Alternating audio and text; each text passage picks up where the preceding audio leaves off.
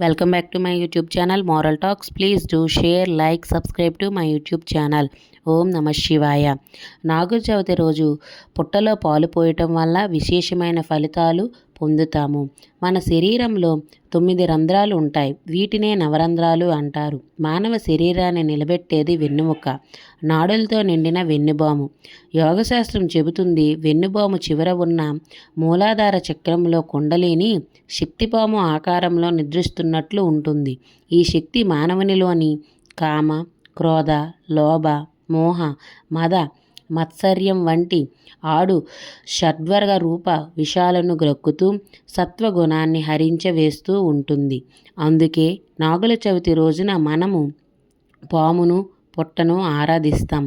పుట్టలో పాలు పోయడం ద్వారా మనలోని అవి విషసర్పం శాంతమై శాతతత్వం పొంది తన హృదయంలో నివసించే శ్రీ మహావిష్ణువుకి శేషపాన్పుగా మారాలని మనసులో కోరుకుంటాం. ఇదే ఆ నాగుపాము పుట్టలో పాలు పోయటంలోని ఆంతర్యం.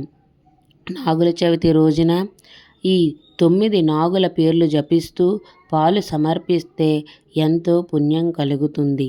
నాగుల చవితి రోజున పుట్ట దగ్గరికి వెళ్ళి పుట్టలో గుడ్డు వేసి, పాలు వేసి, చిమ్మిడి అంటే నువ్వులతో చేసిన చరిమిడి పుట్టలో 3 వేసి, ఓం అనంతనాగాయ నమః, ఓం శేషనాగాయ నమః, ఓం వాసుకీనాగాయ నమః, ఓం తక్షకనాగాయ నమః, ఓం కులికీనాగాయ నమః, ఓం కర్కోటకనాగాయ నమః, ఓం శంఖపాలనాగాయ నమః, ఓం పద్మనాభాయ నమః, ఓం మహాపద్మనాభాయ నమః అంటూ ప్రార్థించి, చివరిగా ఈ ప్రార్థన పాహి పాహి సర్పరూప నాగదేవ దయామయ తత్సంతాన